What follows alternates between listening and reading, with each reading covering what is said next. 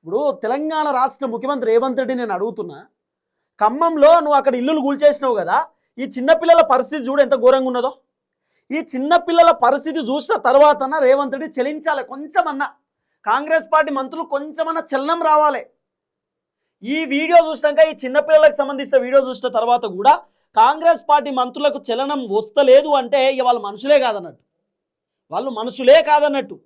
ఎంత ఘోరమైనటువంటి పరిస్థితి అండి, ఎంత దారుణమైన పరిస్థితి కనబడుతుందా దాంట్లో.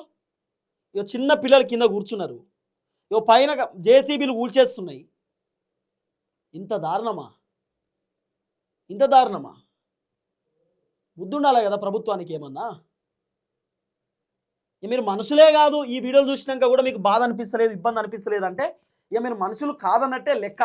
చూడండి చూడండి, ఓవైపు ఖమ్మంలో ఇల్లులు కూల్చేస్తున్నారు. ఇల్లులు కూల్చేసిన తర్వాత పిల్లల పరిస్థితి చూడండి. 2-3 రోజుల నుండి ఆ పిల్లలు ఇప్పటిదాకా అన్నం తినలేదు. అక్కడ ఏదైతే కూల్చేసినటువంటి అక్కడ ఉన్నాయో కింద ఏరుకొని తింటా ఉన్నారు వాళ్ళు. చిన్న పిల్లలకు ఆకలి అవుతా ఉంటే అన్నం పెట్టేటటువంటి పరిస్థితి, ఇల్లులు కూల్చేస్తున్నారు. ఆఖరికి ఖమ్మంలో ఇల్లులు కూల్చేస్తున్నారు.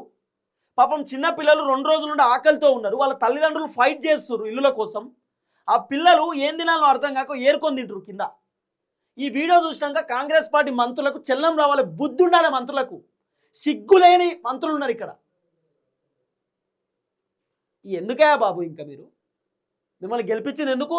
తెలంగాణ ప్రజలను తీసుకుపోయి రోడ్డు మీద పెట్టండి అని చెప్పా ఎందుకు గెలిపించారు?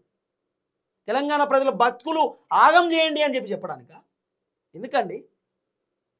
ఎంత ఘోరమైన పరిస్థితి అండి.